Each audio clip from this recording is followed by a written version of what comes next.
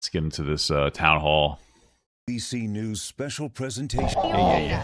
His first primetime network appearance since falling ill with coronavirus. I'm feeling great. Which he absolutely destroyed. Am I right, guys? I don't know about you. How's everyone feeling? With tonight's debate canceled, the president faces our questions live and hears from voters about their concerns in the battleground state of Florida. It's great to be back in my home state, Florida, to make my official return to the campaign trail. With just 19 days to go, right. the president makes his case. My goal is to fight for you and fight for your family. From NBC News, Decision 2020, President Trump Town Hall. Live from the Perez Art Museum in Miami, here's Savannah Guthrie. Hi, everybody, and good evening. It's good to have you with us, and welcome to Miami and our town hall with President Donald Trump. And we want to say right off the top, this is not how things were supposed to go tonight. This was supposed to be a town hall debate between Donald Trump and Joe Biden. But after the president contracted COVID, the debate commission announced it would have to be a virtual debate because of health concerns. The president then said he would not participate in a virtual debate. At that point, Joe Biden scheduled a town hall tonight in Pennsylvania on another network, and now the president is doing the same, his own town hall with the same venue, format, and time as NBC's town hall with Joe Biden last week. So That's kind of funny. That's a power play. Trump's just like, yeah, I didn't want to do it over Skype or Zoom, whatever the fuck they would have used. So I decided to say, fuck you, Joe Biden. Let's hope I get more views. And then if he did, then he has like more leverage to be like, oh, well, I got more views than Joe. I'm more popular. Not that that really matters. the But two candidates go head-to-head tonight, though not face-to-face, each in a key battleground state. And tonight, the president will be taking questions from voters here in Miami, who we should mention are socially distanced and they're wearing masks. And I should say, this audience looks a bit like America. It's divided. Some here voted for the president in 2016 and plan to again. Some support Joe Biden, and some say they are truly undecided. We're going to get a mix of questions on a range of topics, and we're going to get to those questions in a moment. But first, with all that ado, welcome, Mr. President, and thank you for being here. That was very well stated, I have to say. Good job. Thank you.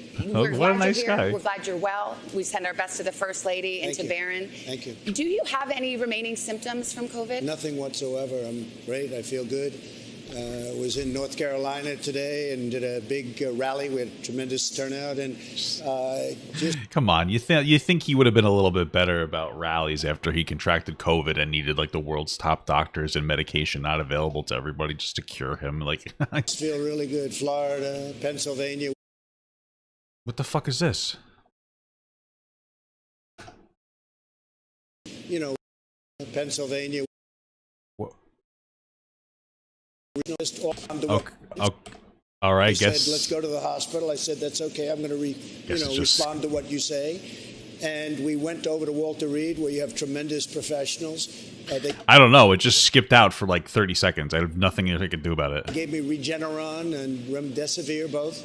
And all I know is I felt good the following day. I felt really good. Did the doctors ever tell you that they saw pneumonia on your lung scans? No, but they said the lungs are, a little bit different, a little bit perhaps different. infected. And, Perhaps. Infected with? I don't know. I mean, I didn't do too much asking. I really felt good. I didn't have Come on. He's like, the doctors basically said I have an infection in my lungs. And he's like, I don't know what it was. The doctors wouldn't tell me. Shut up. a problem with the lungs. I did have a little bit of a temperature. Obviously, I felt there was something You're missing. downplaying. And then I tested positive. Well, let's and- talk about testing because Sure. there's a little bit of a Definitely downplaying it. confusion about this, and I think we can clear it up. Yeah, and there shouldn't be. Your first positive test was Thursday, October 1st, okay? When was your last negative test? When did you last remember having a negative test? Well, I test quite a bit, and I can tell you that before the debate, which I thought it was a very good debate, and I felt fantastically. I had no problem before. Did you It test the was day of the afterwards. debate? I don't know. I don't even remember. I test all the time, but I can tell you this: What? This is after ridiculous. the debate, like I guess a day or so, I think it was Thursday evening, maybe even late Thursday evening. I tested positive. That's when I first found out Well, about back it. to the debate because You're not going to get a straight answer from COVID. So, like, we know he's downplaying it. You know, he probably fucking tests all the time. He knows when he gets his last negative. Probably never had negative. I don't know. Just move on. Debate Commission's rules, it was the honor system, Yeah. would be that you would come with a negative test. You say you don't know if you got a test on the day of the debate? I had no problem. Again, the doctors do it. I don't ask them. I test all the time, and they Did Shut you up. take a test Move on. on the day of the You know, debate? if you ask the doctor, they'll give you a perfect answer. But Yeah. they take a test, and I leave, and I go about So my business. did you take a test on the day of the debate, I guess is the bottom I line. probably did, and I took a test the day before and the day before, and I was always in great shape. And I was in great shape for the debate. And it was only after the debate, like a period of time after the debate, that I said, that's interesting, and they took a test, and it tested So positive. just to button it up, do you Just- take just a test every move on. single day? No, but I take a lot of tests. Okay, and you don't know if you took a test the day of the debate? Possibly I did, possibly I didn't. But, you know, the doctor is very accurate information. And This is a train. Listen, Trump is dodging like a motherfucker, and like I don't mean to give him too much of a credit, but like move on. Like he's not going to answer you. He's probably still positive for COVID. He downplayed the shit out of it. He's probably this is probably a robot that Trump's controlling from the White House. So just move on. it's not only that doctor, it's many doctors. The one thing, if you're president, I you mean, have a your lot of doctor, doctors you played your doctors as PR. So like let's keep that in mind. you're surrounded by. But I was in great shape for the debate. And sometime after the debate, I tested positive. Let's and talk about... That's when they decided to let's go. Okay, good. I hopefully provided some clarity for folks. Let's No, you talk didn't. about Move the on. event that was held at the White House on the Saturday before you tested positive. Subsequent to that, 13 people connected to that event tested positive. There was an outdoor reception. You've seen the pictures. There was an indoor reception. People were not wearing masks. My question to you is, at this point in the pandemic, knowing what we know, shouldn't you have known better? Shouldn't the White House know better than to hold an event like that? Well, they do a lot of testing in the White House. They test everybody, including me, but they test everybody. And Clearly they something didn't. happened, but as far as the mask is concerned, I'm good with masks. I don't. Clearly they didn't. You should have had a mask on at least inside. I mean, that was what are you doing? That was clearly a very jovial, crowded event inside. They made it seem like it was all outside, but like there was enough inside for shit to happen. I'm okay with masks. I tell people wear masks. But just the other day, they came out with a statement that 85% of the people that wear masks catch it. So, you know, they this didn't is say a that. very I know that tricky- study. Well, That's that's what I heard, and that's what I saw. And regardless, Is that can't be true? Let's look into it. Let's see. Let's look into what he just said. 85% of people who wear masks get COVID. But he just said, I'm fine with masks. I advocate for masks while not wearing a mask. And then he said, but they're not effective. Let's see. Let's see. The fact checking into Trump's false claim that CDC found that 85% of people wear masks get the coronavirus. Blah, blah, blah. All right. All three times Trump suggested that the okay. CDC comes out with a statement that 85% of people wear masks catch it. Okay. Then they come out, whatever. What is the fact? What's see?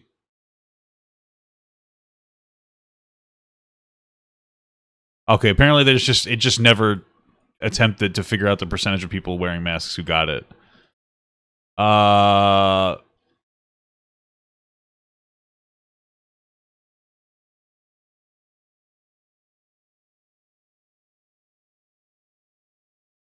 Yeah, it has nothing to do with anything he's saying. It's just, it's not like you can't even dissect it because he's just lying. It's not even. It's just lying about it. everybody's tested, and they're tested often. And I also It's just knew, flat out lied. hey, I'm president. I have to see people. I can't be in a basement. I can't be in a room. I have to be out. You can see And I people with a also mask, know- though, right?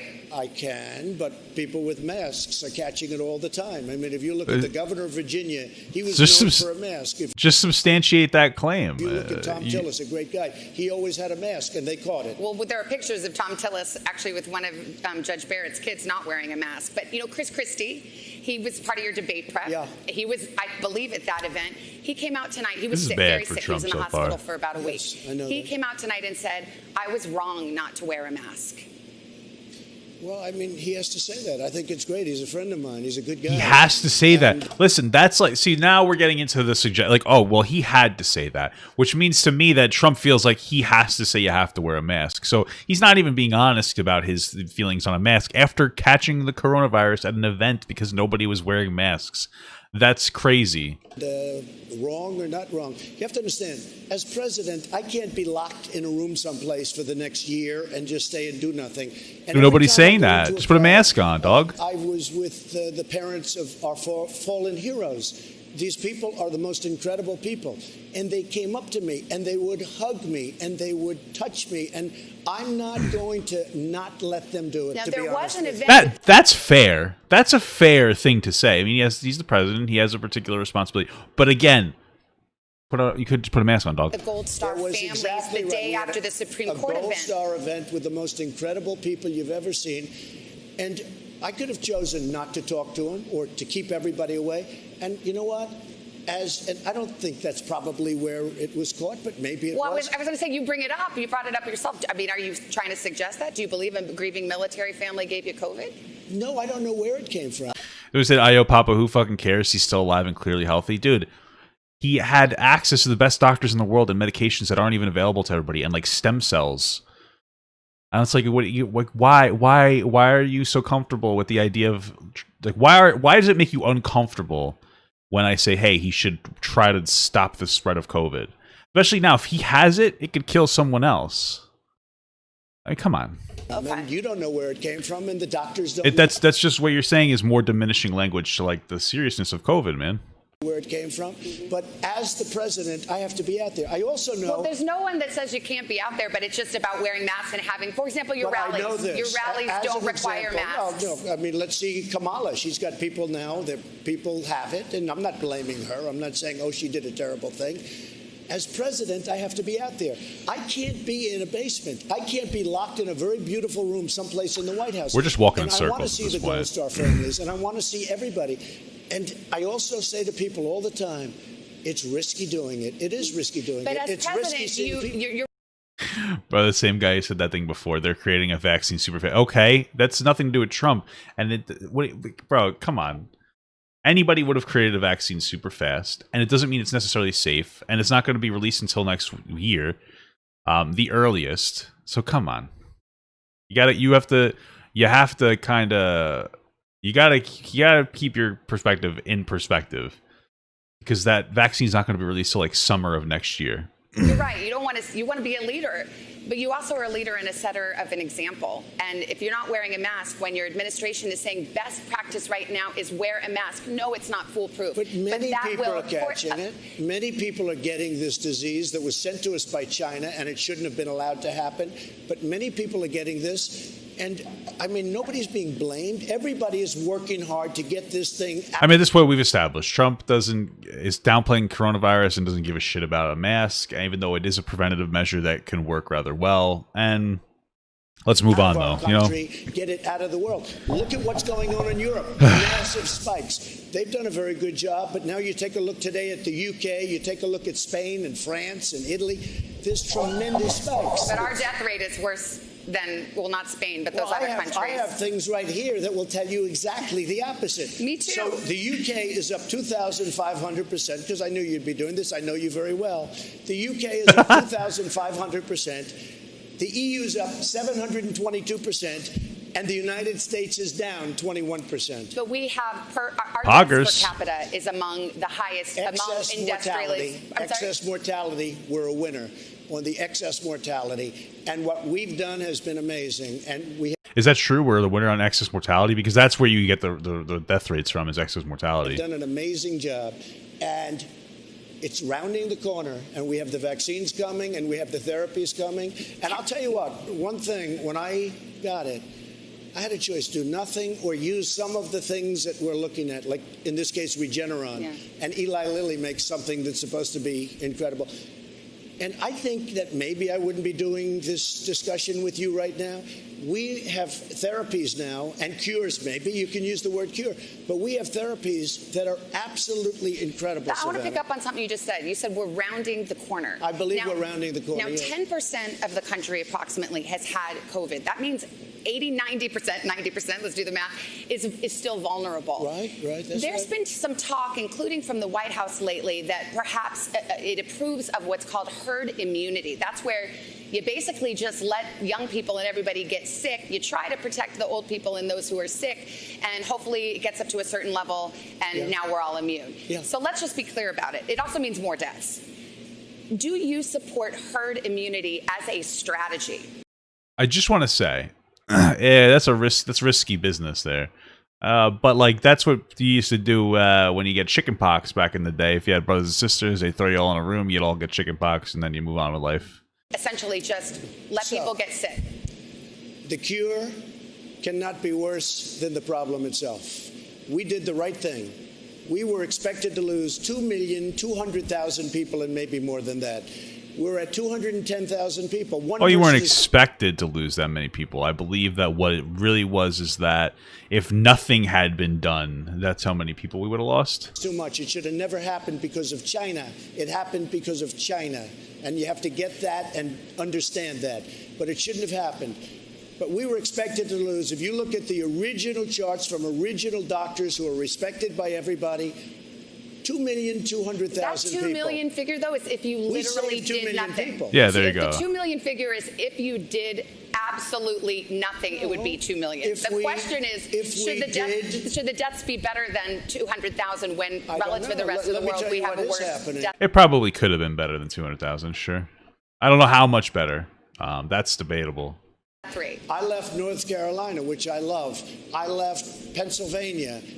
We won a big case in Michigan because that governor has a lockdown where nobody but her husband can do anything. He can go boating and do whatever he wants, but nobody else can.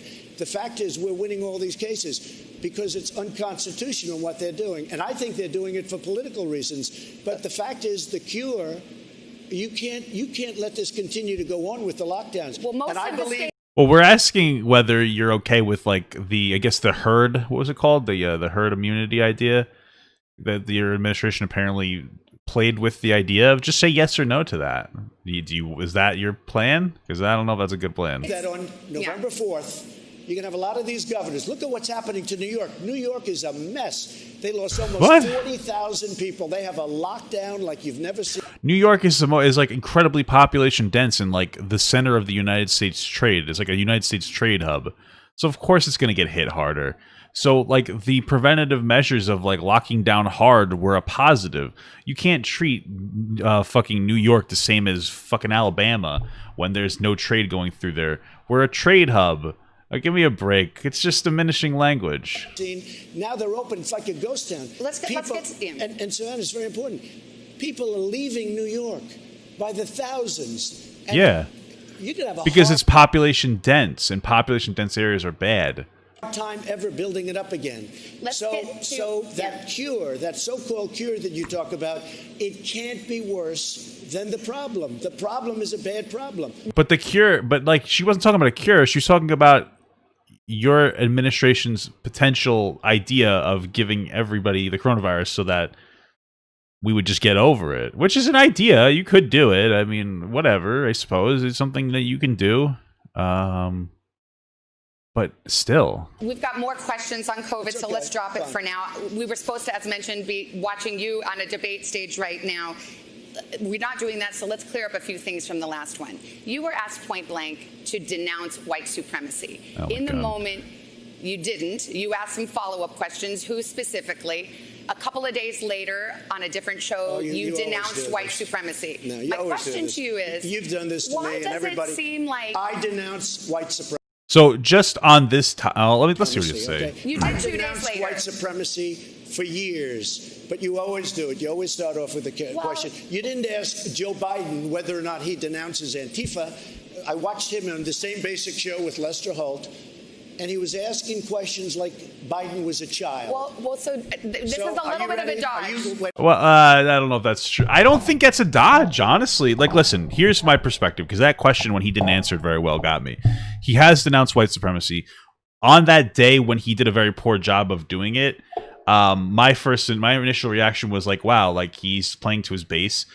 Then he did denounce it later. I think, especially when the Proud Boys took it as like a calling symbol. Now I just kind of feel like, not for nothing, if the media did a better job of covering him when he denounced white supremacy, then there wouldn't be so many white supremacists rallying around Trump, right? I mean, if like the progressive media covered when he denounced white supremacy and stopped pretending like he never said it, then he would be perceived more as somebody who doesn't embrace white supremacy. But because when he says it, nobody really covers it, like, here you go.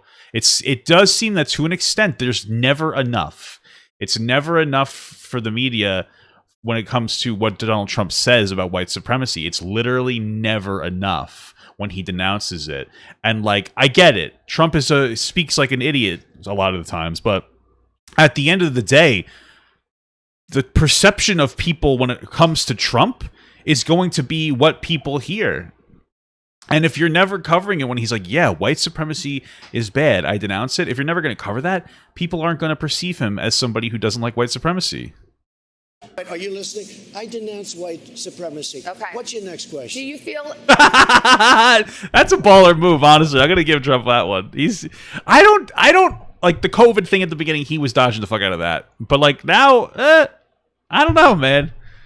You're really now you're trying to make him look bad. Like he looks bad on COVID because he just dodges every question. But like this is something you can't really get him on. it feels sometimes you're hesitant to do so, like you? No, it doesn't. It really doesn't. Other than that one time at the fucking debate where he walked around it in a weird way, he's denounced white supremacy. We go again. Every time, in fact, my people came. I'm sure they'll ask you.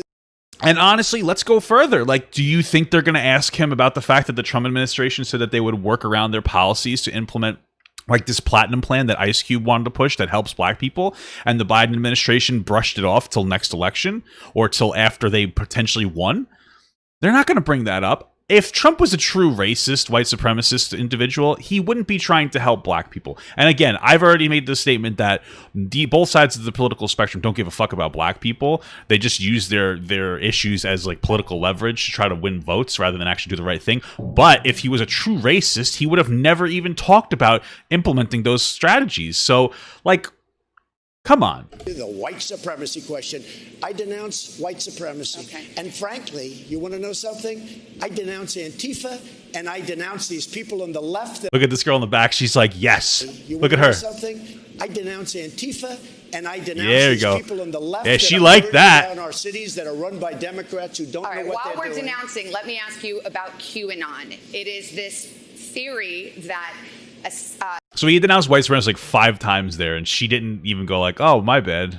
Democrats are a satanic pedophile ring, and that you Jesus Christ. are the savior of that. Now, can you just once and for all state that that is completely not true, So, and that disavow Oh, wait, I want to see this. Wait. QAnon in its entirety? I know nothing about QAnon. I just told you. I know very little. You told me, but what you tell me doesn't necessarily make it fact. I hate to say that. I know nothing about it. I do know they are very much against pedophilia. They fight it very hard. But I know nothing about it. They believe it is If a you'd like me satanic to cult run by the deep study the state. subject, I'll tell you what I do know about. I know about Antifa, and I know about the radical left, and I know how violent they are. And Okay. So I gotta bring this up. Okay. This is a very interesting situation that Trump is in, that people are gonna be like, why doesn't he just denounce QAnon or whatever? I forget what it was. I think it might have been Louis C.K. when it came to some politician. But like, they kept asking this politician, hey, do you denounce lizard people? And the politician kept dodging the answer. Because if he had said, yeah, I denounce lizard people or something, all of a sudden now you have him on record talking about fucking lizard people. So, like, I get why Trump's dodging this question. Because it's weird to give validity to QAnon. And, like, then you're going to have the president giving validity to QAnon. Like, it's like, this is a weird question that's completely roped and around conspiracy theories. And now you're trying to associate Trump with a conspiracy group that has really no public favor. and how vicious they are. And like, yeah, maybe then there's also an argument to be made that like it's his supporters as well. But like, it's just a weird question. I don't know if it's necessarily relevant to bring up a conspiracy group. And I know how they're burning down cities run by Democrats, not run by Republicans. Republican Senator Ben Sass said, quote, QAnon is nuts, and real leaders call conspiracy theories conspiracy theories. He may be Why not right. just say it's crazy and not true? He may be right. I just don't know about QAnon. You do know. I don't know. No, I don't know. I don't know. Let me ask you another thing. Why is she getting so angry? Like, why do you like he's dodging the question? Take it as you will. Like, if you think that he should be calling it out, whatever. Me personally, it seems unprofessional to acknowledge a conspiracy group as the president of the United States. That's my perspective. Maybe I'm wrong, but like, fucking move on. Did he retweet about QAnon? Is that true? If that's true, then there's a relevancy to it. Hold on.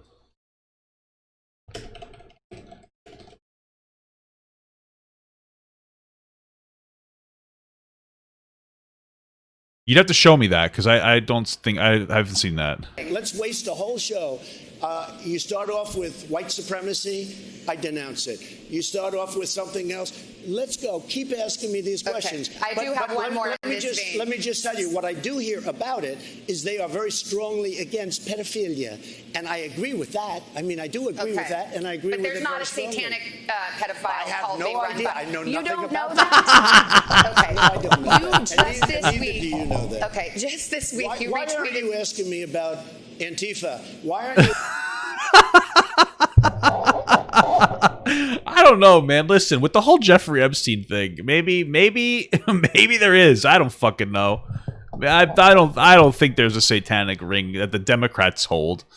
But at this point, like, life's really fucked up, man.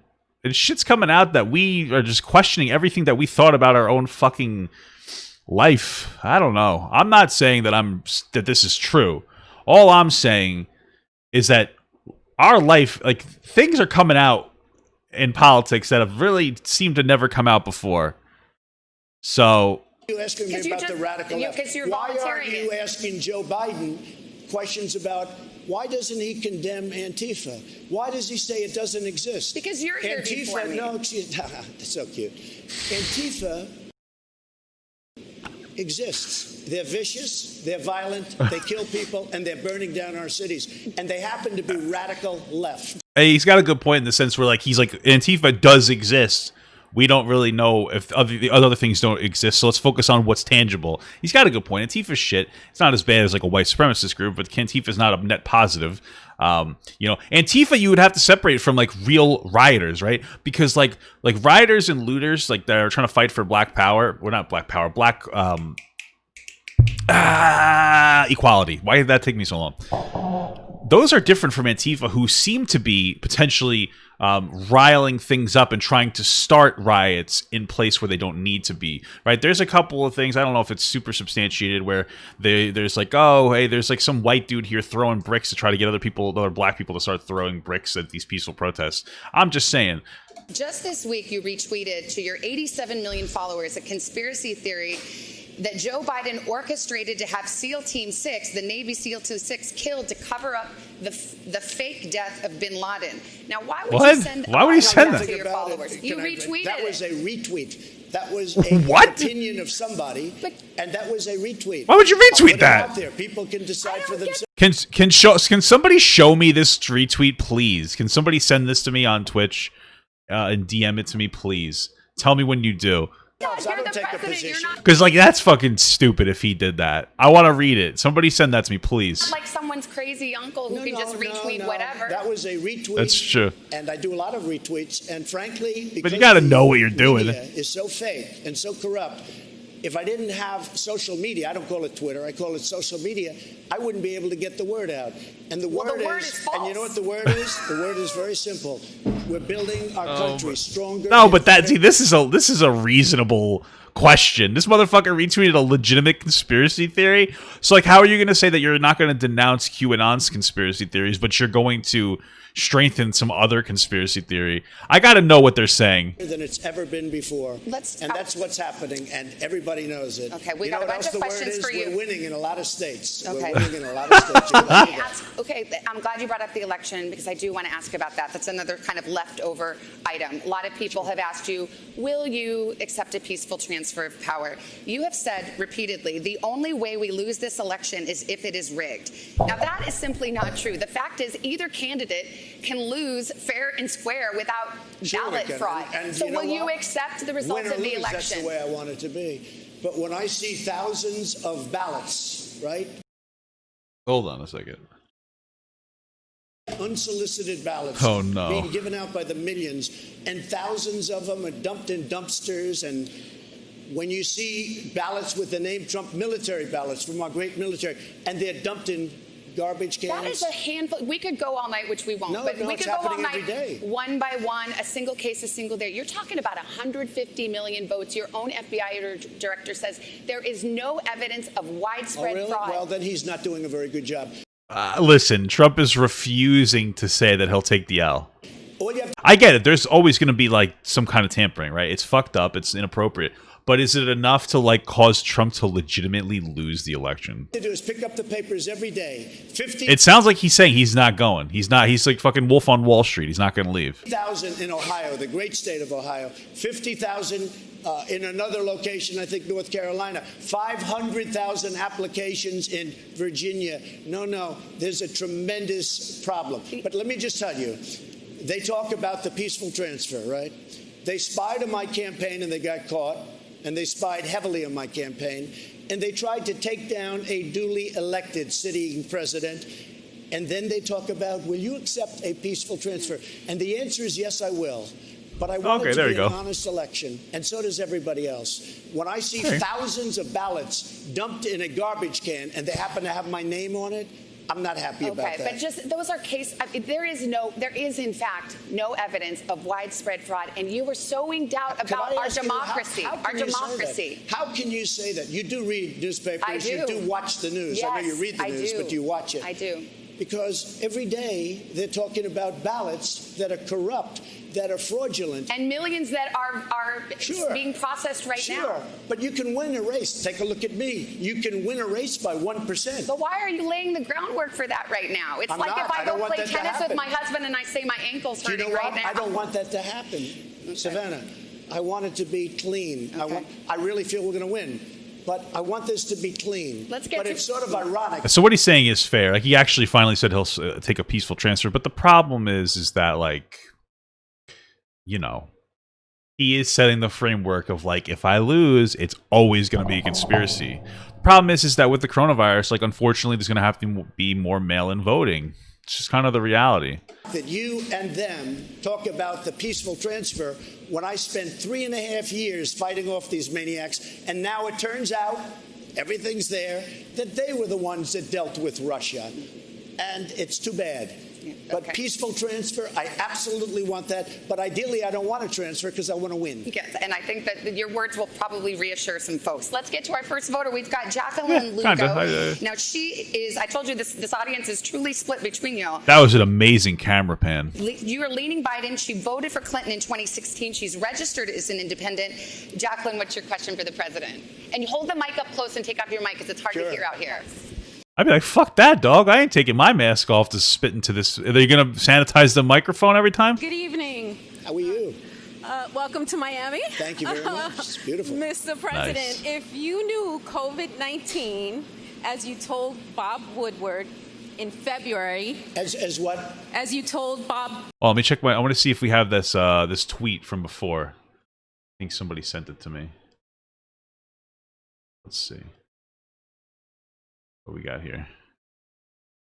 What is this? A long time. He was in the Middle East for over 20 years. He I don't want to say too much about it, but what is this? He's got recordings of a lot of people. Something that everybody wants to have is the evidence. Ooh, I want to hear and see the evidence. Guess what? We have it. We have irrefutable evidence. We have audio recordings of people, government officials talking about it to Allen. Is this what I was asking for before? This is what was retweeted? And in there, you're going to find out some pretty shocking things. And that's just the start of it. That's just a couple of audio recordings and a document. You're going to find out that 3 former CIA directors were all implicated by allowing this to continue to keep bin Laden alive in Iran. they moved him from Iran over to Pakistan for the trophy kill. Instead of just giving him to us, Iran was like, all right, here, take him. They were going to give him to us. And instead, Hillary and Biden and them cooked up this plan to have him transferred to Pakistan for a trophy kill. They want to do a trophy kill. Right before his reelection. Yeah, they wanted to do it right before. And a lot of it, that's just actors, Iran, stand for the trophy kill instead of just giving him to us. Guys. Iran was like, all right, let's watch this after. Let's watch that another time. This is a very long thing. All right. Special edition. What the fuck is this? The wrong one. Woodward in February was airborne and deadlier than the flu. Woodward in February. As what? As you told Bob Woodward in February, was airborne and deadlier than the flu. Why did you only put in place a travel ban from China and not put in place other measures mitigating the spread of COVID-19, potentially saving tens of thousands of American lives? Well, I did put it in very early, as you know. Joe Biden was 2 months behind me, and he called me xenophobic and racist and everything else because I put it in. And it turned out that I was 100% right. I also put it on Europe very early because I saw there was a lot of infection in Europe. And it's sort of an amazing question, and I appreciate the question and respect the question, but the news doesn't get out the right answer because I put on a travel ban far earlier than Dr. Fauci thought it was necessary, who I like, far earlier than the scientists. I was actually the only one that wanted to put it on, and I did it actually against the advice of a lot of people, including Nancy Pelosi, who had no clue what she was doing, and Biden. When I put on the travel ban, I put it on in January, the end of January. When I put on the travel ban, Joe Biden and others said, this is ridiculous. You don't do that. Well, Dr. Fauci said I saved thousands and thousands of lives. Did you? I was early. I was extremely early when I put on the travel ban. Can I ask you, did your national security advisor on January 28th in the Oval Office warn you that this would be the greatest national security risk of your administration?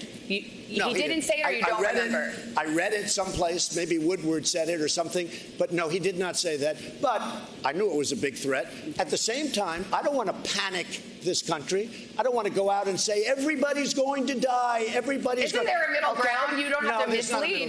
I don't know, man. Like, listen, the more and more that we hear about this, it's like, listen, there were multiple ways you probably could have went about the coronavirus. One way is to shut down, like, everybody traveling from infected countries to here and really just leave open trading, because we have to continuously trade.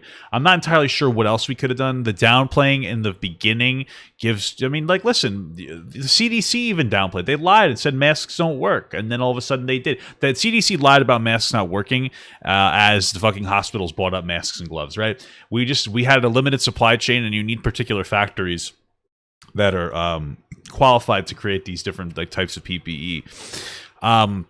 Then as time went on, I don't like the downplay. He didn't really shut states down. He kind of so what happened is he shut down people coming in and out. Well, coming in, right? And then he said, states, up to you how you want to handle it from here. He didn't really pressure them enough to shut down, which he should have. Whatever. The states, the bigger states that actually mattered more in the sense of the spread, like New York, because it's going to be a much larger transfer rate there. They shut down. Fine, we handled it pretty well. Then he was trying to pressure to open back up. That I don't agree with, but he could have probably done better, but I don't think he did horribly. This idea that like the reality is this was going to hit regardless, and people trying to make it seem like if Trump did the perfect thing, we would have had 0 deaths. No way. You're full of shit. He slowed the rates. The objective was to slow down the spread of the coronavirus, so that we can get a handle on it, so that we can get more protective equipment developed and the factory certified to develop that protective equipment. That was the goal. Okay? A lot of people were going to die, man. I'm just saying. But you can... No. There's not a middle ground. You have to be safe, you have to be vigilant, and you have to be smart. The biggest thing I think I have a problem with is the fact that he would just this whole mask thing. Just tell people to put a fucking mask on. You're going to like this next couple of voters. It's a mom and a daughter. Good. Mom, Barbara, voted for I don't think that you can substantiate the claim that it wouldn't have been 200,000 plus, honestly. I'm just being honest, man. I don't think that you could find any statistic that would say that if Trump did something different, that there would be drastically less than 200,000. Maybe 10 or 20,000, sure. But, like, we're being very speculative, and people are diminishing what he did positively and overemphasizing what he did negatively rather than properly contextualizing it. And that's why people have a lot of suspicions about everything going on. Like I said, he needs to be more aggressive about mask wearing. But for you in 2016, she's leaning to vote for you again. Now, her daughter was too young to vote last time. She's going to vote for her first time in a presidential campaign. Again, you guys keep saying about there would be... You guys got to substantiate your claims of how much and how fast it would have spread. I'm just saying, man. You guys got to be careful about making these baseless assumptions. And she is leaning Biden. So imagine the dinner table at their house, okay? So Barbara... And I disagree with herd immunity. Why don't you go first and ask your question? Bienvenido a Miami. Thank you. Mr. Trump, as a frontline ER doctor. Crazy that Trump knew what to say to that, because I was like, what the fuck did this woman just say? Ask your question. Bienvenido a Miami. What? Thank you. Well, hey, good for Trump, man. I'm giving him a lot of credit on that. I'm fucking like, what did this motherfucker just say? I don't know. Mr. Trump, as a frontline ER doctor. Welcome to my, I figured, yeah. Doctor working through the coronavirus pandemic. Right. I know firsthand, and I've seen that many hospitals throughout the United States are suffering financial hardships. These economic effects are trickling down to the frontline workers. Right. We are being, across the country, frontline workers are being fired, they're being furloughed, our salaries are being cut. And this is also happening in other economic sectors as well, including the travel industry and hospitality. Right. My question to you is, how are you going to get the United States back on track, both in terms of the economy and the pandemic? He's going to talk about opening back up. So it's happening. We just set a record, 11.4 million jobs. We are going to have a phenomenal third quarter, which will be announced on November 1st, just prior to the big November 3rd day, where I think you're going to see a red wave. But we're going to have a tremendous announcement, I believe. I mean, we're going to find out. But GDP is going through the roof. Jobs, real estate, houses. In his defense, economists all agree that his opening was drastically like faster than it should have been. Like his economy is growing faster and much stronger than it was supposed to coming out of this pandemic. So many things are happening. So people were saying we were going to have a 42% unemployment. Look, this was a thing that came into our country, and it happened more than 100 years ago, and it happened now. They were talking about a 42% unemployment rate. Who was talking about that? I heard 20%. It just came out at 7.8% unemployment, and people can't even believe it. Our economy is going to be next year. Who did say 42%? Somebody that raises taxes and quadruples taxes, which they want to do and kills everything. Who fucking wants to quadruple? Bro, so it's like this motherfucker is telling us that like Joe Biden wants to have like a 150% tax rate on people. What is he talking about? Quadruple. Our economy is going to be phenomenal next year. We're going to have a phenomenal. And I'll tell you, Savannah, we had the greatest economy in the history of our country. Can we substantiate that 42%?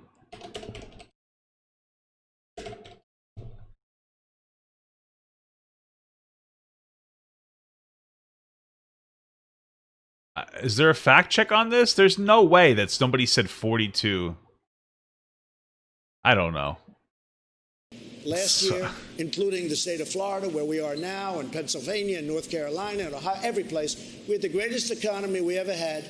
We had to close it down. We saved 2 million lives. We're opening it up. We have a V-shape, and it's coming back. It's coming back very fast. One other thing, we really helped the hospitals. We've sent billions and billions of dollars to the hospitals. In addition, hundreds of millions of masks and gowns. And we went into the ventilator business because this country was not equipped with ventilators. And I'm not blaming anybody for it. But we're now making thousands of ventilators a month. And we have all we can use. We're sending them all over the world because the world needs them. So they've worked very hard and really. Just so you guys know, when the government seizes the means of production for a particular thing, that is socialism. All right? So we socialized the fuck out of ventilators from what he just said, guys. Not good, Trump. All right, socialism is evil. Very, very effectively. Thank you. Great question. Let's talk to Isabella. Put the mic close to your mouth. Okay, go ahead. Mr. President, my parents are, as you heard, both frontline healthcare workers, and I've seen the physical and the mental tolls that this pandemic has taken on them firsthand, as well as the exacerbation of coronavirus due to Americans who are not wearing masks or participating in social distancing. After contracting COVID-19 yourself, has your opinion changed on the importance of mask wearing? No, because I was okay with the masks. I was good with it. He's I've heard so many annoying. different stories on masks.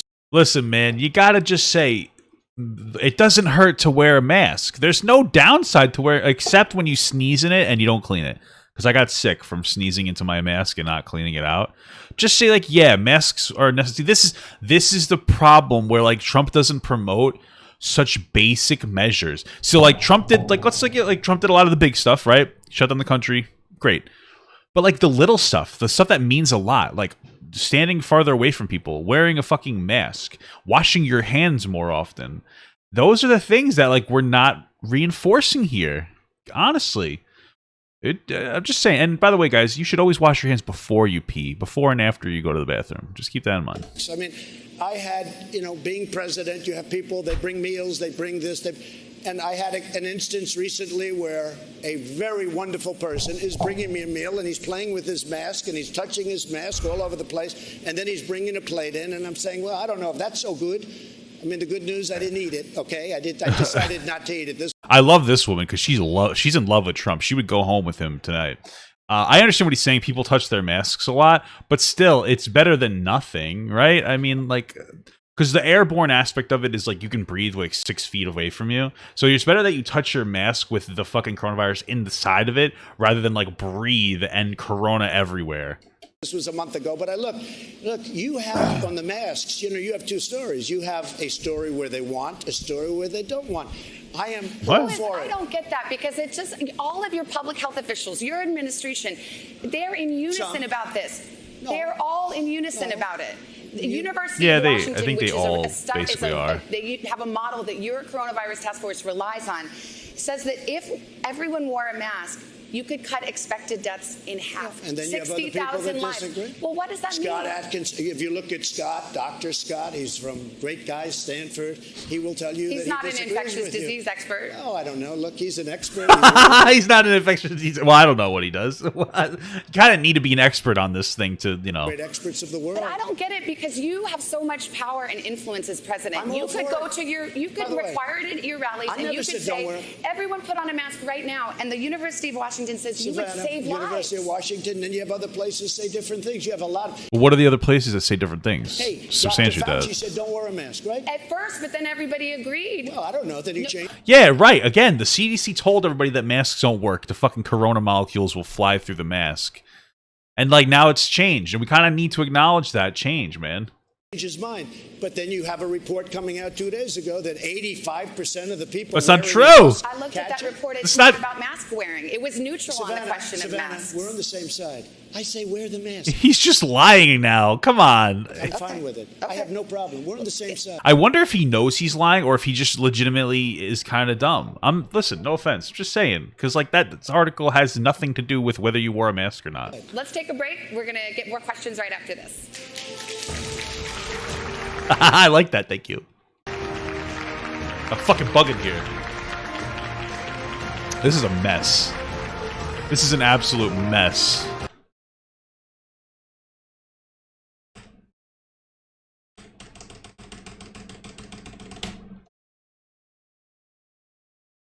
Okay, Live in Miami with there we go. Thank you again, Mr. President. We have another voter now, Christy Alonso. Come on out, Christy. She is leaning slightly towards you. She says she voted for you in 2016. Christy, you ready? Take the mask off, hold the mic close, and let's hear your question. I'd be like, you just told Trump that masks work, and now you want me to take my mask off? Fuck out of here. Thank you for your service, Mr. President. Thank you very much. We're a hard-working, middle-class family of 4. My husband and I are both self-employed, and we have to get our own individual health care.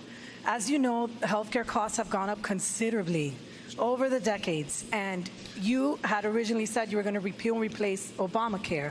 What is your plan now in to make it's a good question. Costs affordable for Americans like myself? So we got rid of the individual mandate. All right, let's just establish Trump has nothing. He's been asked this question for 3 years, and he has nothing other than we reduced the individual mandate and Obamacare sucks. That's just the reality of it. On Obamacare, which was the worst part of Obamacare, and now you could actually say it's not Obamacare because that's how big it was, where you had to pay a fortune for the privilege of not having to pay for bad health insurance. So we got rid of that. That was a big, big thing. Again, the reason that you want everybody to have health care is because it would reduce the costs overall. Like older people, there was a reason for the individual mandate. That was the kind of the point.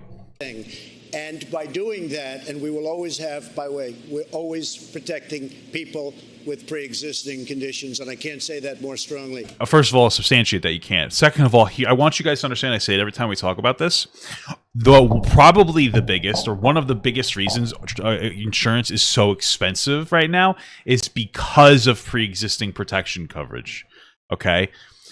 And I still support it, but you have to understand that, like, insurance is going to be expensive regardless if you maintain pre-existing conditions coverage.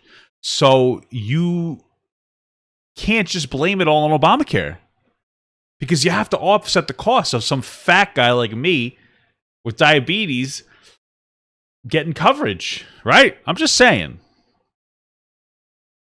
And that person who's fully healthy, they have to pay a little more to balance it out for me. I'm just saying, guys. But we've been able to bring healthcare costs way down. Now, I took over Obamacare, got rid of the individual mandate, made it good, managed it much better. Remember, they had the $5 billion website disaster and all of the problems. Yeah. The problem with Obamacare, it's not good. We'd like to terminate it, sure. And we want a much less expensive health care that's a much better health care, and that's where we're aiming. How? If we can do that, show it. Show that. We've also brought down the price of Obamacare. But again, man, like, it's, you said this is the problem. He came into office and the first thing he wanted to tackle was health insurance very ignorantly. And everybody was like, hey, Trump, that's going to be hard. We can't do that first. He's like, nah, I got it. And then he did basically nothing except for remove the individual mandate. Problem with Obamacare, it basically is never going to be great. And I want to give great health care. So just show us the plan, motherfucker. I'm not trying to be rude, but come on, man. And I got to thank you very much. On the pre-existing conditions, this is such a big issue for voters. It is a big issue for me, too. In point of fact, your administration is about to go to the Supreme Court to argue to throw out the rest of Obamacare, which includes the protections for pre-existing conditions. That's right. So your administration is in court right now trying to get rid of that protection. In order to replace it with a much better health care at a much lower price. Show us that replacement, man. Always, show it. All circumstances, we are going to protect the Republicans. And I mean, maybe I changed the party a lot over the last 3 years. You certainly did. We will protect people with pre-existing conditions. And Savannah, what I want to do... But he doesn't have a plan. Get rid of the terrible Obamacare. I've already done it to a large extent because, as you know, the individual mandate is gone. That was the worst part. You've repealed, but you haven't replaced. Now, you've been in office almost 4 years. What we have done... You had both houses of Congress, Senate and House, in Republican hands, That's right. And there is not a replacement yet. That's right. I'm sorry, but it is right. We had both houses, and what did we do? We got rid of the individual mandate. But that went through the legislature. The promise was repeal and replace. Look. She's not wrong. Like, he deserves a ton of shit on this because he hasn't done anything when it comes to healthcare. He has no plan of replacement, and as bad as Obamacare is, we kind of need something like that. And he's got nothing in replacement with. And he said he's gone on record changing his perspective that, well, we shouldn't have individual healthcare coverage or whatever. It's like, come on. You got nothing. We should be on the same side. I want it very simple. I'm going to put it very simple. We would like to terminate it, and we would like to replace it with something that's much less expensive and much better. I would love it if somebody came to my house and gave me like $1,000 right now. But you need to show how that's going to happen. He's got no plan to replace, so you can't just keep saying that you want to replace when you have no plan to do so. We will always protect people with pre-existing conditions. You got nothing. In November, those pre-existing conditions, that promise will be gone. If we don't succeed, we are running the remnants of whatever's left because we took it apart. we are running the remnants of whatever is left much better than the previous administration, which ran it very badly. But I don't know. That's true. New health care, much better and much less expensive. Let me get to question. That's a nice thing that you'd like, but you have to show it. Traffic. His name is Joe White. He is registered as a Democrat. He says he's leaning toward Biden, and Biden had voted for Hillary Clinton in 2016. And his question was, a second stimulus payment has been broadly agreed upon by the Republicans and Democrats, and yet now we're in October and it's still not passed. Why not use your office to make the second stimulus payment a separate targeted emergency relief package to help Americans weather the pandemic? Well, we've actually passed 3 packages, and we're on our 4th. And I agree with him 100%. He should vote for me. The problem you have is Nancy Pelosi. She couldn't care less about the worker. She couldn't care less about our people. And we should have a stimulus. And I want a stimulus. The Republicans. So he's like, okay, the question was like, hey, why don't we separate the business stimulus from the individual stimulus and you release that? I don't think anybody's even brought that idea up. So to like drag Nancy on this seems stupid. Will approve a stimulus. The problem is she doesn't. Denying the stimulus is different from denying the individual stimulus, like for people only, and then discussing the business aspect after. Want to do it because she thinks it's bad for her election. The fact is, she's wrong because people know she's in our way. She's not approving it. She doesn't appreciate our people, and she doesn't appreciate at all our workers. Nancy Pelosi, we are ready to sign and pass stimulus, but she's got to. People do not love the back and forth of Washington, but this has been a roller coaster. Back in early October, you one day tweeted, "No more negotiations until after Election Day. I'm walking away." Then I think the next couple of days you said maybe we can do something targeted. Right. Then you said I want a big bill, but then Senate Republicans said, "No, we're not for that." So you're the big deal maker. How come this is so? You yourself have changed positions. Did you ever hear of a word called negotiation? We're negotiating, okay? But people's lives are hanging in the balance. And you know who I'm negotiating against? Nancy Pelosi, because she doesn't want to give the money. We should have stimulus. This was not our people's fault. This was China's fault. And she's penalizing our people. I'm ready. We're going all over the place, bro. Again, the question was like, hey, why don't you just do an individual stimulus for people and then worry about businesses afterwards so that you can get that money through first? And like, no, he's just like, we try to do a stimulus. Okay, well, that's not the stimulus he's talking about. A big, beautiful stimulus. You saw the other. And now he's actually actively answering against the question by saying, I want a big, beautiful stimulus. Like, okay, he's asking the reverse of that. Today, I say, go big or go home, right? That's what I want it to be big. I want it to be bold. I want the money to go directly to the people. Senate Republicans with you? They're going to go big? They'll go. Big old number? They'll go. They're going to be okay, because so far they have not said they would. Because I haven't asked them to, because I can't get through Nancy Pelosi. Okay. If Nancy Pelosi and I, through my representatives or directly, I don't care. If we agree to something, the Republicans will agree to it. Okay. Our next question comes from, this is interesting. She voted for Clinton in 2016, but recently changed her registration from Democrat to Independent. She says she's truly undecided. Her name's Becky Lightman. Hello, Becky. What's your question? How are you? I'm great. How are you? Nice to see you. Thank you. Good to see you. So, corporate tax rates are a hot button issue, and you have cut corporate tax rates, and your opponent Joe Biden is planning to raise them. Right. A lot of Americans think that corporations don't pay their share of taxes and want to see those tax rates increase. Right. True. What do you say to those Americans to maybe tell them why you want the corporate tax rate lower and why that helps them? It's a great question. We've created more jobs than this country has ever created. We were up to 160 million jobs. We were never even close to that number. We were just hitting. Listen, let's be honest with her actual question, right? She's asking, corporate tax rates are very low. People are unhappy that corporations are dodging taxes. The tax rate isn't necessarily the problem. It's the ability to evade taxes that's a bigger problem, right? I'm not saying we shouldn't raise them. I think we should, right? And he's going to go off on the trickle-down theory. It sucks. It's unsustainable. The reality is we have, before the coronavirus, Trump increased our annual federal deficit by $350 billion. Part of it was those taxes. It's too much, okay? Like I was saying, we need to target the avoidance loopholes first before we target the like increasing taxes. Because the problem is that when you have all these loopholes, it's bullshit. Because what happens is these big companies can hire lawyers to get them out of a lot of taxes, and smaller companies can't. So those smaller companies aren't going to benefit from the loopholes. So the loopholes are basically it's basically a regressive aspect of taxes because only rich companies can afford to go through those loopholes. 160 million jobs. Companies are pouring into our nation because of the tax rate. And if Biden comes in and raises taxes on everybody, including middle income taxes, which he wants to do. No, he doesn't. No, he doesn't. He doesn't want to do that. He's already established that he's not going to raise taxes on households under $400,000 a year combined. Blow this thing and you'll end up with a depression, the likes of which you've never had. That's what's going to happen. We have probably something not. that's really good. The reason I'll say that like we should wait to raise taxes until the middle or end of next year to get through the coronavirus before we start doing all these these like new measures. Like we need a healthy economy before we can stress it out a little bit. That's all I'm saying. coming back so strong is because we built a very strong foundation. Companies are moving in. Car companies are moving into Michigan, into Ohio, into South Carolina and North Carolina just today.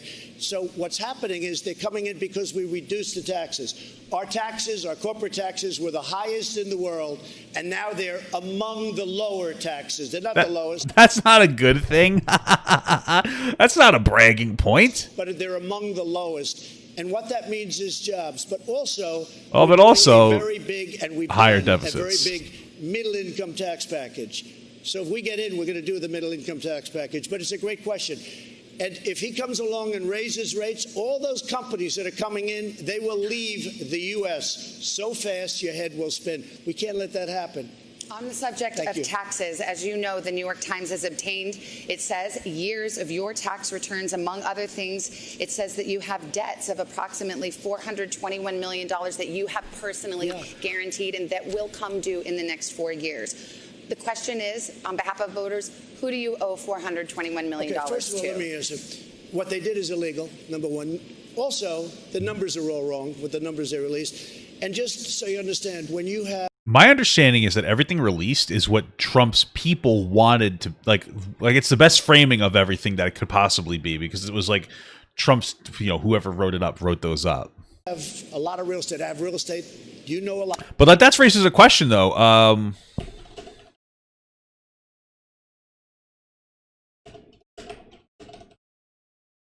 Let's see. Was it legal?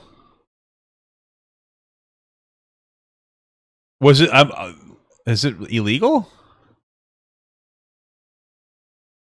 Because that's something I never really considered. It seemed like they may not have been legal. A lot of it, okay? Right down the road, Doral. Big stuff. It's legal? Stuff. When I decided to run, I'm very under-levered, fortunately, but I'm very under-levered. I have a very, very small percentage of debt compared, in fact, some of it I did as favors to institutions that wanted to loan me money. $400 million compared to the assets that I have, all of these great properties all over the world, and frankly, the Bank of America building in San Francisco.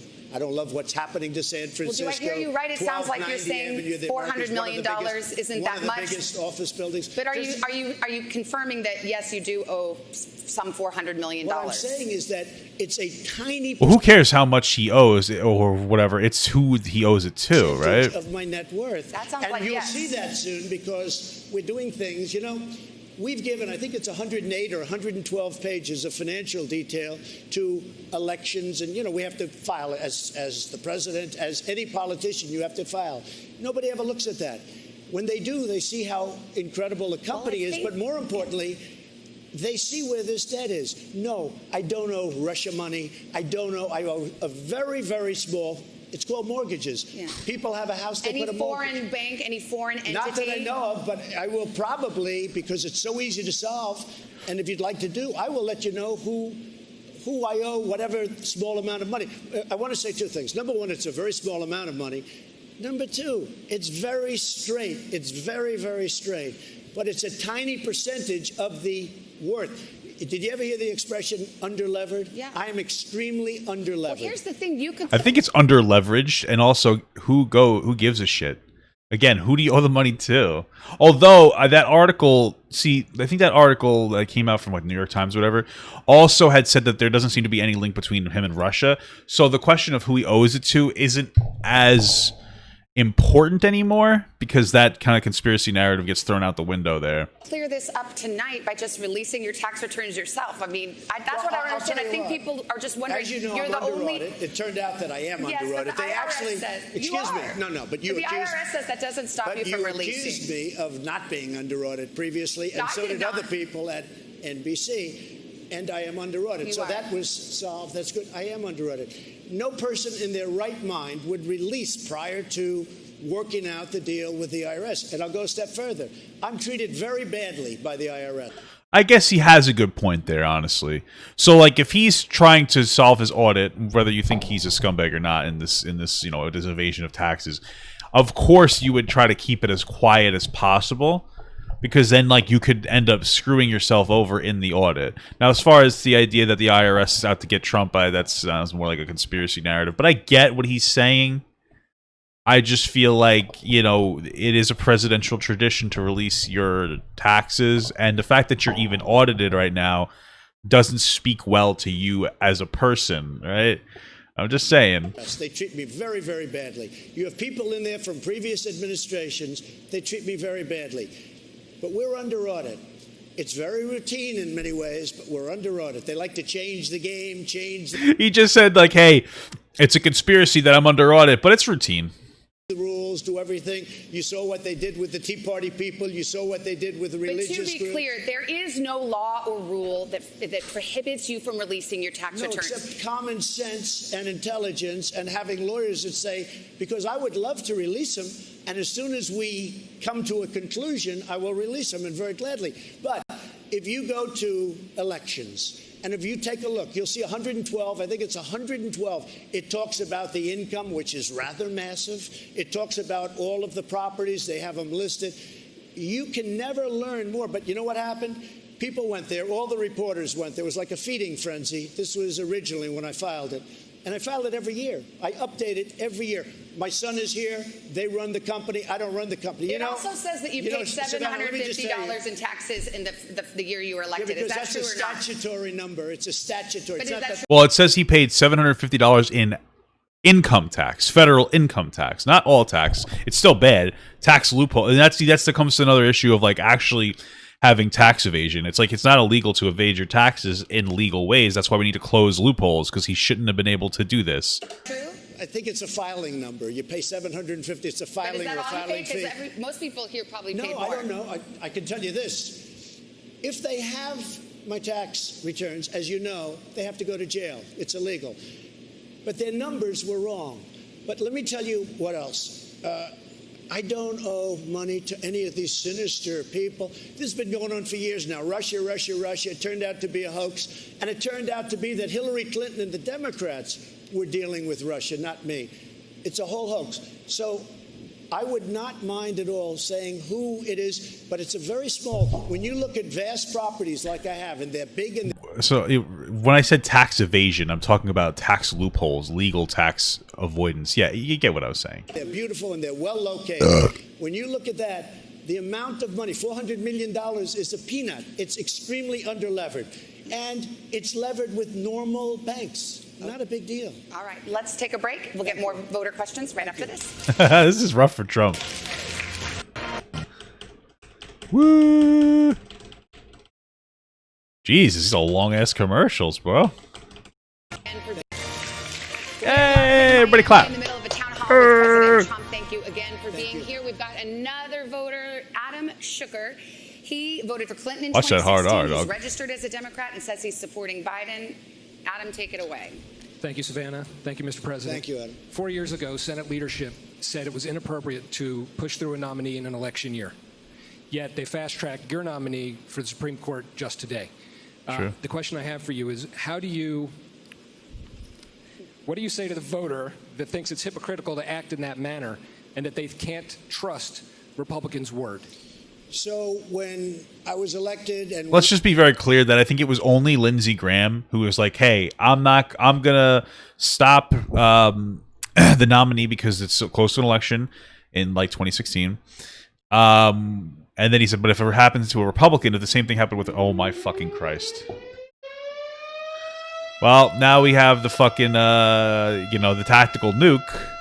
So let's just fucking I guess we'll have to wait a second.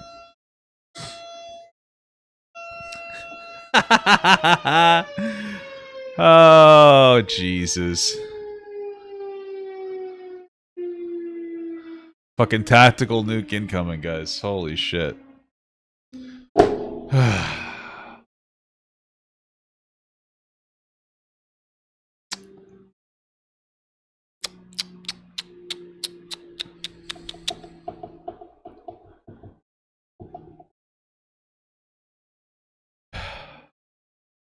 It's just like you can still hear it slowly in the background. All right, like I was saying before, Lindsey Graham was the one who said that he's blocking Obama's nomination because it was close to the end of an election, and he would do it the same if it was a Republican. I just don't think he realized that it would happen this soon, and it has, and now he's basically not following his word, which I think is pathetic. However, the reality is that both sides are going to try to force through whoever they can, whenever they can, and engage in shitty political practices. So, and Trump isn't Lindsey Graham. President is elected. They're elected for a period of 4 years. And Justice Ginsburg said it best. I think talking about President Obama having to do with somebody else, that the president is put there for 4 years, not for 3 years. So during this fourth year, it happened to come up, unfortunately, because I had great respect for Justice Ginsburg, but a vacancy happened to come up, and we picked somebody that's outstanding. She has been an absolute star, and I'm extremely proud of it. But again, plenty of time. I mean, there's plenty of time. We're going to do it before the election, but we also have much time after the election, but there's no reason to wait because it's almost unanimous. I love the it confidence. seems to me, certainly within the Republican Party, and frankly, most of the Democrats within closed rooms, I guarantee you that this is an outstanding person, and I'm using my fourth term. And if you look at it, and if you put the shoe on the other foot, if they had this, they would do it 100%. So there's been 29 times when this has happened. All 29 times, a president has done exactly what I've done.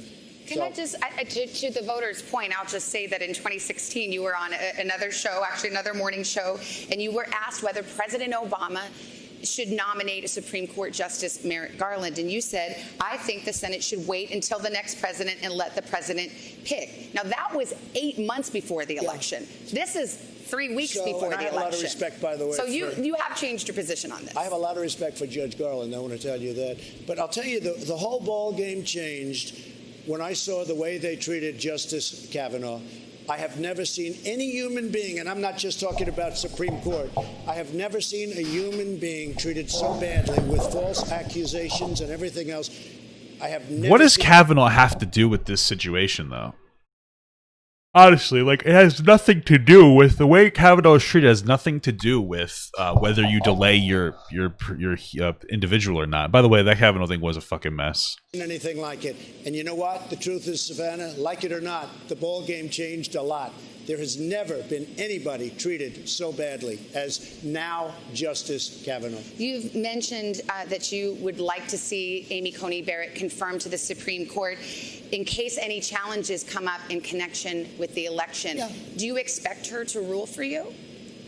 I think she'll have to make that decision. I don't think she has any conflict at all. You know, a Supreme Court judge does not have, I mean, they can make their own decision. And they actually have additional power to make that decision. It would be totally up to her. I would think that she would be able to rule either for me or against me. I don't see any conflict whatsoever. We have an election coming up. I think it's the most important election in the history of our country. If for any chance, and it probably won't, and I hope it doesn't ever get to the Supreme Court, but if it did, I would think that she would rule one way or the other. I would think so. But for you, you think she would rule for you? I have no idea. I mean, of course she'll rule one way or the other, but... Believe it or not... This is a weird question, because the reality is that Supreme Court justices are supposed to be, like, bipartisan, I guess you say, or unbiased to an extent. which they seem to be in general. And this new one doesn't seem like people are freaking out that she'll repeal the fucking Roe v. Wade isn't going anywhere. Because the reality is that while there are some Republicans who want it to go away, the Supreme Court justices aren't dumb enough to get rid of it. So like this idea that it'll disappear is ridiculous. Asked her about it. I never talked about it. I didn't talk about any of the obvious things that you could talk about. And I think a lot of people in my position might. But in speaking to a lot of very brilliant people and people that do this for a living, they say it's better not to talk. So I talked to her about life. I talked to her about the fact, would you like to do this? Are you willing to do this? Because it's a tremendous burden. The answer was yes. She is unbelievably well qualified, but I never spoke to her about these various questions. Let's get our next voter. She's leaning to you, Mr. President. She voted for you in 2016. She is a registered Republican. Her name is Mariah Green. Mariah, what's your question? Thank you very much. Thank you. Good evening. How the hell is Mariah so pale living in fucking Florida? Good evening, Mr. President. I'm honored to be with you here tonight, sir, so thank you. I'm a pro-life millennial, and my question for you today is... Lame.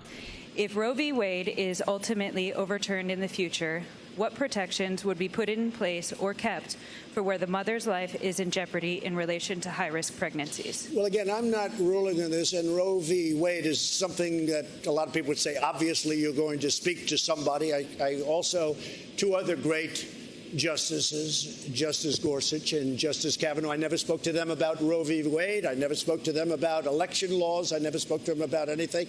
And I've done the right thing from a moral standpoint. I don't even know from a legal standpoint. I forgot what Amy Barrett whatever had said, but she said something to the extent of like maintaining laws even if they she disagrees with them based on like a status quo. I don't remember specifically what she said, but it sounded like it was in reference to maintaining Roe v. Wade. Again, I don't see it going away. And of course, Trump's going to dodge this question. I think, depending on what happens with Roe v. Wade, I think that perhaps it could get sent down to the states, and the states would decide. I also think perhaps nothing will happen. I have not talked to her about it. I think it would be inappropriate to talk to her about it. That's fair. And some people would say you can talk to her about it. I just think it would be inappropriate. But what is your preference? That's because fine. it agreed that's not something you should talk to the judge about. But would you like to see Roe versus Wade overturned? I would like to see a brilliant jurist, a brilliant person who has done this. You know he can't answer that question. And has actually skirted this issue for a long time, make a decision. And that's why I chose her. I think that she's going to make a great decision. I did not tell her what decision to make, and I think it would be inappropriate to say right now because I don't want to do anything to influence her. I want her to get approved. That's bullshit, but it's a smart like dodge, honestly. And then I want her to go by the law, and I know she's going to make a great decision for our country. But you running as a pro-life Republican, most pro-life Republicans would like to see Roe v. Wade overturned and abortion banned. Many of them would. What do you Perhaps think? most of them would. I am telling you, I don't want to do anything to influence anything right now. I don't want to go out tomorrow and say, oh, he's trying to give her a signal, because I didn't speak to her about it. I've done the right thing in so doing. It's a clever dodge because like progressive media is constantly talking about everything that Trump does as a signal. So he's like weaponizing that idea to dodge this question, which he doesn't want to answer. Because, hold on a second. The reason he wants to dodge this is because he doesn't want to take a stance either way to push away voters, like independent voters and undecided voters. How she's going to rule, you're going to find out perhaps, or you might not find out. I mean, it may never get there. It may never get there. We'll see what happens. All right. We have another question. This is Cindy Velez. She is undecided. She says she's leaning to Biden, and she did vote for Clinton in 2016. She's registered as a Democrat. Hi, Cindy. What's your question? Good evening, Savannah. Good evening, Mr. President. Thank you very much.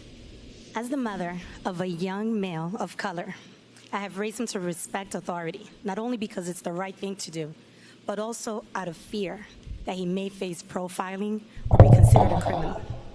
As an educator, I've also had similar conversations with my high school students.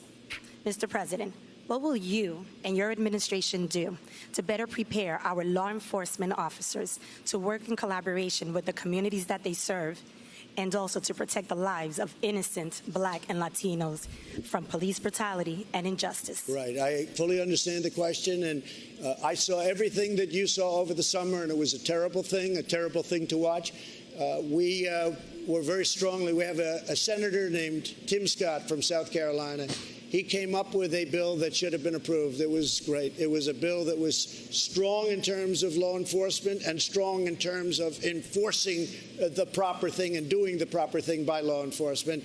And the Democrats just wouldn't go for it. They wouldn't go for it. I don't at know all. exactly And what I the don't know bill why, is. because it was a really great bill. But I do have to say this.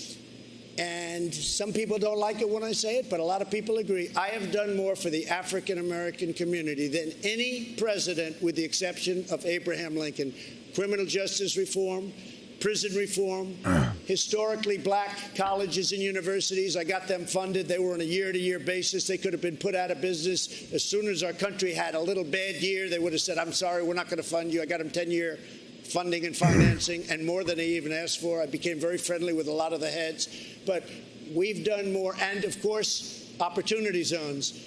But criminal justice reform, everybody said it could not be done. So we have to go over the Tim Scott bill before we get into like anything else. So I can't say if that was like a good bill or a bad bill. But what I will say is that as bad as Trump may be socially for like race relations, from a policy perspective, he's doing very well.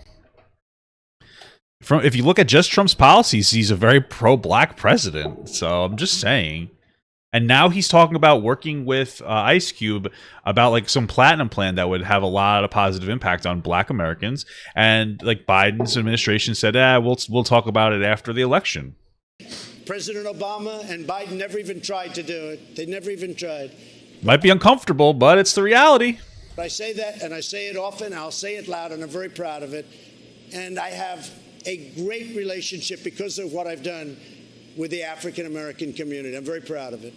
Let's go to our next question. We have Paulette Dale. She leans slightly to Biden. She voted for Clinton in 2016. She's registered as a Republican. Paulette, what's your question? Thank you. Good evening, Mr. President. Thank you very much. I have to say, you have a great smile. What the fuck? Thank you. Thank you. That was very weird. Is she trying to tap? Trying to hit it. So Trump he's really happy, but he's like, that made him very happy. Trump needed that. That was a good part. Trump really needed that little smooch. That fucking. He does. You're so handsome when you smile.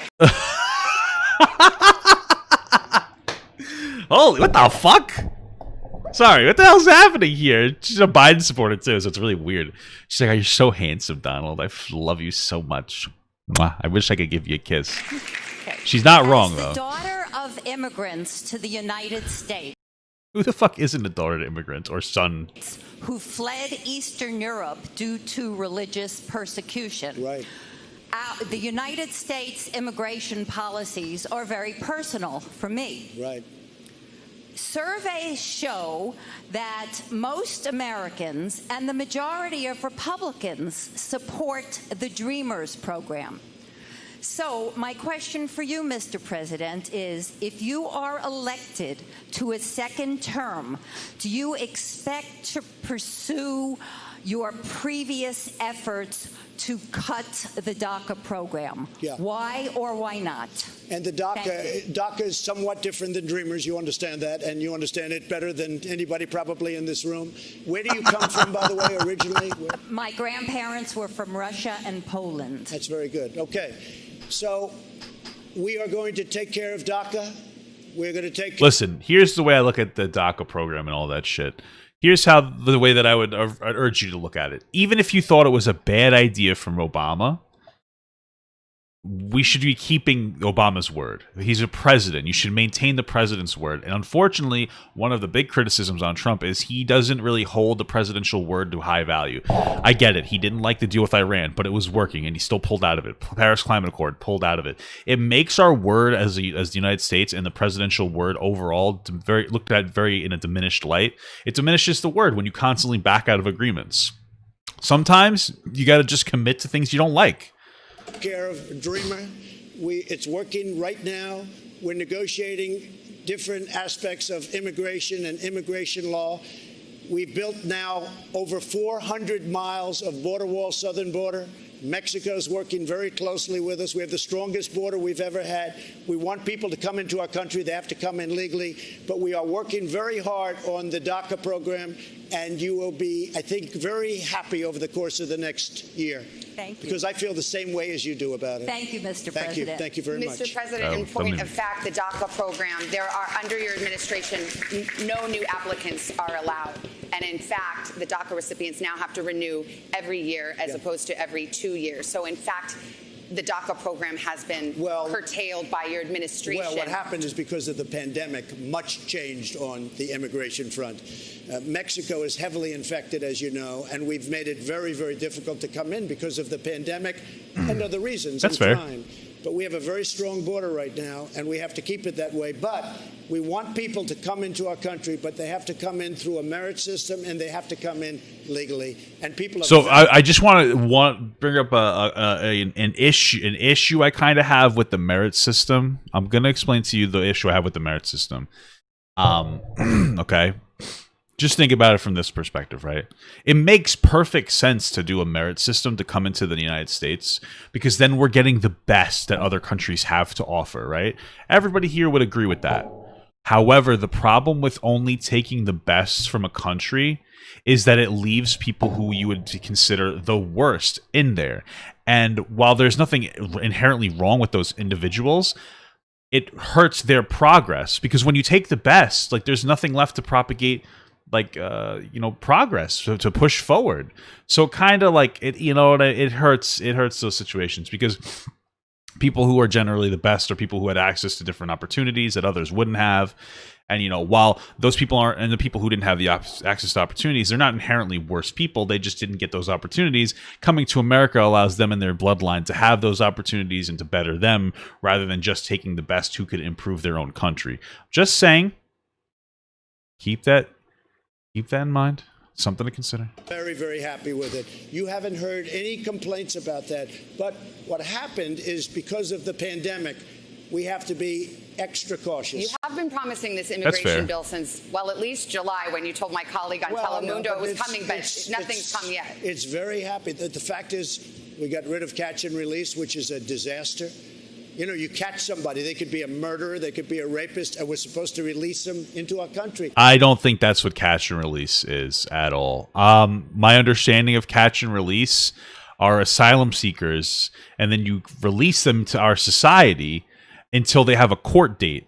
It's not that you're catching fucking murderers and releasing them. It's that you're catching people who are asylum seekers, and then you pop them into the country, you give them a court date to come back on the asylum, and then to come back to argue their case. The biggest problem with catch and release, for realistically, is the fact that people, a lot of times, I think it's upwards of 25 to 40% of the people just don't show up for court. That's the issue of catch and release, but not that we're catching and releasing murderers. Like, that's just incorrect. That's not what catch and release is. He's lying, or he's just doesn't understand, which is not good. These are the laws that I inherited. We ended that program. Now, I think you're going to see something very, very good. The whole immigration, if you look at what's going on, people used to pour into our country, and especially during the pandemic.